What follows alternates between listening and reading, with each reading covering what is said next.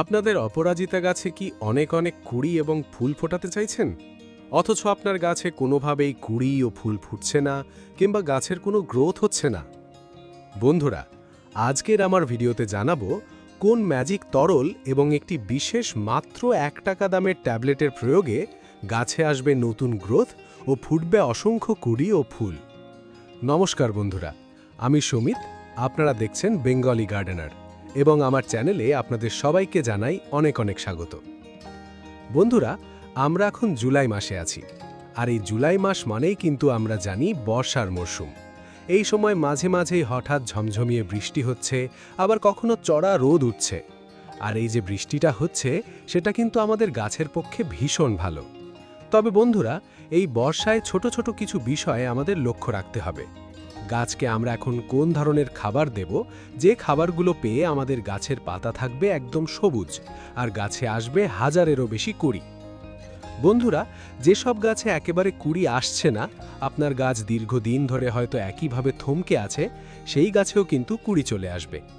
আজকে আমি যে বিশেষ উপাদান এবং ঘরোয়া পরিচর্যার কথা বলবো, সেটা যদি আপনারা মাসে 2 বার ব্যবহার করেন, তাহলেই কিন্তু আপনার গাছের প্রত্যেকটি শাখায় শাখায় কুঁড়ি আসবে। এবং যেসব ছোট ছোট গাছের একেবারে বৃদ্ধি হচ্ছে না, গাছগুলো থমকে পড়ে আছে, সেই গাছেরও কিন্তু দ্রুত বৃদ্ধি হবে।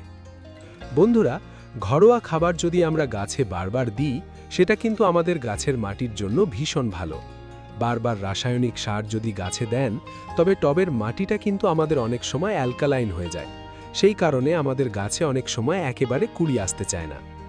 এই জুলাই মাসে প্রথমে যে কাজটি আমাদের করতে হবে, সেটা হচ্ছে যেসব টবের মাটিতে আগাছা জন্মাবে এই বর্ষার বৃষ্টির জলে, সেটা কিন্তু সাথে সাথে তুলে ফেলে দিতে হবে। এই সময় বৃষ্টির জলে প্রচুর পরিমাণে নাইট্রোজেন থাকার কারণে টবের মাটিতে প্রচুর আগাছার জন্ম হয়। তাই অবশ্যই এই আগাছাগুলোকে তুলে ফেলতে হবে একদম শিকড় সমেত। তা না হলে আমরা যে খাবারগুলো দেব, সেই পুষ্টি কিন্তু এইসব আগাছাগুলোই শোষণ করে নেবে, গাছ আর পাবে না।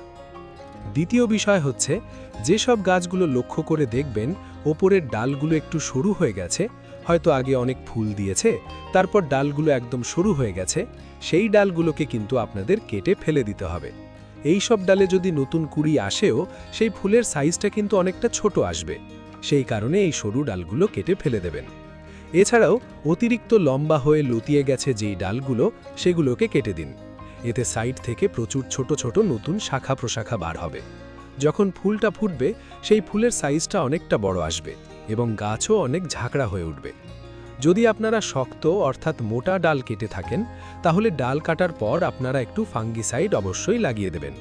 যেহেতু জুলাই মাস, মাঝে মাঝেই এখন বৃষ্টি হচ্ছে, আর এই বৃষ্টির জল যদি ওই কাটা অংশে পড়ে, তাহলে কিন্তু ডালগুলো কালো হয়ে পচন ধরে যাবে, যাকে আমরা ডাইব্যাক বলি। সেই কারণে একটু সাফ ফাঙ্গিসাইডের পেস্ট বানিয়ে ভালো করে প্রলেপ দিয়ে দেবেন। সাফ ফাঙ্গিসাইড যদি আপনার কাছে না থাকে, তাহলে রান্নাঘরের হলুদ গুঁড়োর পেস্ট ব্যবহার করবেন, সেটাতেও দারুণ কাজ হবে। এরপরে আমাদের যে বিষয়টা লক্ষ্য রাখতে হবে অপরাজিতা গাছের জন্য, সেটা হচ্ছে হঠাৎ বৃষ্টির কারণে যেসব গাছের পাতা হলুদ হয়ে যাচ্ছে এই সময়, সেই পাতাগুলোকে কিন্তু গাছ থেকে ছিঁড়ে ফেলে দেব। তা না হলে কিন্তু বৃষ্টির জলটা যখন পড়বে, ওই হলুদ পাতা যদি ডালে আটকে থাকে, তাহলে সেখানে পচন ধরে ফাঙ্গাস লেগে যাবে। সেই কারণে হলুদ পাতাগুলোকে অবশ্যই গাছ থেকে ফেলে দেবেন। এবং বিশেষ করে বাসি ফুলগুলোকেও আপনারা রোজ তুলে ফেলে দেবেন, কারণ এই বাসি ফুল পচে কিন্তু গাছে ফাঙ্গাসের আক্রমণ হয়। আর এই বাসি ফুল শুকিয়ে গিয়ে কিন্তু গাছ বীজ তৈরি করতে শুরু করে দেয়, তখন কিন্তু আর নতুন করে গাছে কুঁড়ি আসে না। তাই পুরনো বাসি ফুল ও হলুদ পাতা ফেলে দিলে গাছে কোনো ফাঙ্গাস ধরার ভয় থাকবে না এবং গাছে দ্রুত গতিতে নতুন কুঁড়ি আসতে শুরু করবে।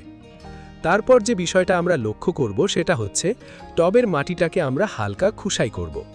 এই সময় হালকা খুসাইটা করব এই কারণে, যাতে মাটিটা আমাদের উর্বর ও বায়ু চলাচল বা এয়ারেশন ভালো থাকে, এবং তার সাথে বর্ষায় যে মাটি অনবরত ভিজে থাকছে, সেটা কিন্তু দ্রুত শুকিয়ে যাবে।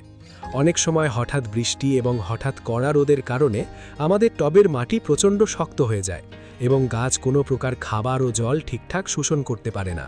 তাই অবশ্যই আমাদের মাসে 2 বার মাটিটিকে খুশে দিতে হবে। এবং আমাদের অপরাজিতা গাছের পাতাগুলো একদম সবুজ রাখার জন্য যে খাবারটা দিতে হবে, সেটা হচ্ছে নাইট্রোজেন সমৃদ্ধ খাবার। আর ছোট ছোট গাছে যে অসংখ্য কুঁড়ি আসবে, তার জন্য কিন্তু আমাদের পটাশিয়াম সমৃদ্ধ খাবার দিতে হবে। আর যেসব গাছ একদম বৃদ্ধি হচ্ছে না, থমকে আছে, সেই সব গাছের জন্য কিন্তু ভরপুর নাইট্রোজেন এবং ফসফরাস সমৃদ্ধ খাবার দিতে হবে। তবেই কিন্তু আমাদের গাছের শিকড়টা যত মজবুত থাকবে এবং বৃদ্ধি হবে, আমাদের গাছটা কিন্তু ওপরের দিকে তত সুন্দর বেড়ে উঠবে। এরপর আসি গাছে বড় বড় ফুলের সাইজে। সেই বড় বড় ফুলের সাইজের জন্য কিন্তু গাছকে ভরপুর পটাশিয়াম ও মাইক্রোনিউট্রিয়েন্ট দিতে হবে। চলুন দেখে নেওয়া যাক কি এমন জাদুকরী উপাদান প্রয়োগ করলে সমস্ত পুষ্টিমৌল গাছ খুব ভালোভাবে পাবে এবং গাছের রোগ প্রতিরোধ ক্ষমতা বহুগুণ বেড়ে যাবে। আজকে আমি যে জিনিসটার কথা বলবো তা আমাদের প্রত্যেকের আশেপাশের ওষুধের দোকানে খুব সহজেই পেয়ে যাব। সেটা হলো ডিসপ্রিন ট্যাবলেট। এই এক একটি ট্যাবলেটের দাম কিন্তু মাত্র 1 টাকা। হ্যাঁ বন্ধুরা, এই ডিসপ্রিন বা অ্যাসপিলিন ট্যাবলেটের মধ্যে থাকে স্যালিসিলিক অ্যাসিড। এই স্যালিসিলিক অ্যাসিড গাছের ইমিউনিটি বা রোগ প্রতিরোধ ক্ষমতাকে এতটা বাড়িয়ে দেয় যে গাছ যে কোনো রকমের স্ট্রেস বা ধকল খুব সহজে কাটিয়ে উঠতে পারে। এই জুলাই মাসের অতিরিক্ত বৃষ্টি আর গরমের যে খামখেয়ালি আবহাওয়া, তার হাত থেকে গাছকে রক্ষা করতে এটি দারুণ কাজ করে। এর ব্যবহারে গাছের শিকড় খুব দ্রুত বাড়ে, পাতা একদম চকচকে সবুজ হয় এবং গাছে প্রচুর পরিমাণে কুড়ি আসতে সাহায্য করে। যেসব গাছ দীর্ঘদিন ধরে থমকে আছে, ফুল দিচ্ছে না, তাদের জন্য এই ডিসপ্রিন ট্যাবলেট একটি জাদুর মতো কাজ করে। তবে বন্ধুরা, এই ট্যাবলেট ব্যবহারের সঠিক নিয়ম ও পরিমাপ জানাটা কিন্তু ভীষণ জরুরি। তা না হলে গাছের উপকারের জায়গায় ক্ষতি হতে পারে। আর একটা কথা, এই ট্যাবলেট কিন্তু টবের মাটিতে ডিরেক্ট দেবেন না, অর্থাৎ পুঁতে দেবেন না, কারণ ওভারডোজের কারণে গাছে কিন্তু ক্ষতি হবে। এবার বলবো পরিমাপের কথা। 1 লিটার পরিষ্কার জল আপনারা নেবেন। এখানে আপনারা বৃষ্টির জল নিতে পারেন, তাহলে আরও ভালো হবে। আর যদি কর্পোরেশনের জল হয়ে থাকে, তাহলে সেটিকে খোলা পাত্রে 24 ঘন্টার জন্য রেখে দেবেন। তাহলে এতে থাকা ক্লোরিন ফ্লোরিন উড়ে যাবে। আর তাতে মাত্র একটি 325 mg ডিসপ্রিন ট্যাবলেট দিয়ে দেবেন। ট্যাবলেটটি জলের সংস্পর্শে আসা মাত্রই খুব সুন্দরভাবে গুলে যাবে। এবার এই 1 লিটার তৈরি দ্রবণটি আপনারা আপনাদের গাছের সাইজ অনুযায়ী দেবেন। যদি ছোট টব বা ছোট গাছ হয়, তবে অনুষ্ঠান বাড়িতে ব্যবহৃত প্লাস্টিকের গ্লাসের 1 গ্লাস অর্থাৎ 250 ml করে মেপে টবের মাটিতে দেবেন। আর যদি গাছটি বড় হয় এবং 10 থেকে 12 ইঞ্চির টব হয়, তবে 500 ml বা হাফ লিটার করে প্রত্যেকটি গাছের গোড়ার মাটিতে দিয়ে দেবেন। এই জলটি দেওয়ার সময় মনে রাখবেন, জুলাই মাসে অনবরত বৃষ্টির সময় যখন মাটি একদম কাদা হয়ে থাকবে, তখন কিন্তু এটি দেবেন না। বৃষ্টির পর টবের মাটির ওপরিভাগ যখন একটু শুকিয়ে আসবে, তখনই এই ডিসপ্রিন ভেজানো জলটি গাছে প্রয়োগ করবেন। এটি আপনারা মাসে 2 বার অর্থাৎ 15 দিন অন্তর ব্যবহার করতে পারেন। আর যদি দেখেন গাছে একদমই গ্রোথ নেই বা কুড়ি আসছে না, তবে 10 দিন অন্তর পরপর 2 বার ব্যবহার করে দেখতে পারেন। খুব ভালো ফল পাবেন। এই খাবারটা দেওয়ার 7 দিনের পর থেকেই দেখবেন যেসব গাছে আপনার কুড়ি আসছিল না, সেই গাছ দেখবেন নতুন কচি পাতায় আর ভরপুর কুড়িতে ভরে উঠছে। আপনারা এই ছোট টিপসগুলো আর এই ডিসপ্রিন ট্যাবলেটের ম্যাজিক ট্রিকটি মেনে চলুন, দেখবেন আপনাদের অপরাজিতা গাছও এই বর্ষায় কুড়িতে হাসবে।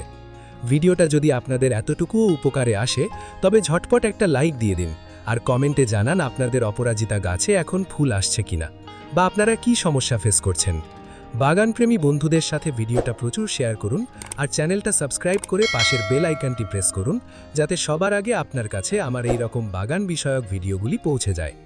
আজ তবে আসি, দেখা হচ্ছে ঠিক পরের ভিডিওতে। সবাই খুব ভালো থাকুন, সুস্থ থাকুন এবং এভাবেই আনন্দ নিয়ে গাছ করতে থাকুন। ধন্যবাদ।